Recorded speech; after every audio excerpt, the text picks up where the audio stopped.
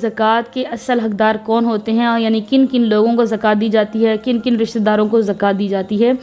यानी अगर वैसे तो आप जो है पता है कि जो है ना अगर कोई शख्स साहिब निसाब है तो उसको ज़कात दी जाती है, लेकिन कोशिश किया करें कि अगर आपके रिश्तेदारों में ही जो है अगर आप ज़कात दे रहे हैं, आपके रिश्तेदारों में कोई ऐसे गरीब हैं, साहिब निसाब लोग हैं, तो उनको दें तो आपके लिए डबल अजर होता है। देखिए अगर आप बाहर जाकर देते हैं, आप किसी को जाकर देते हैं तो फिर आपको एक अजर मिलेगा। अगर आप अपने रिश्तेदारों को दे रहे हैं, यानी रिश्तेदारों में अगर कोई साहिब निसाब है, कोई गरीब है, तो आप उसको अगर दे रहे हैं तो उसके लिए आपको डबल अजर मिलेगा।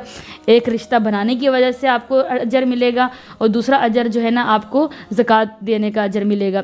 तो ये दो अजर मिलेंगे, यानी रिश्तेदारों में देने के आपको डबल फ़ायदे हैं। आप एक तो सिला रहमी यानी रिश्तेदारी बनाने का, और दूसरा आपको ज़कात अदा करने का, सदक़ात खैरात अदा करने का आपको जो अजर मिलेगा। अगर आप बाहर दे रहे हैं तो फिर आपको एक अजर मिलेगा जो ज़कात दे रहे हैं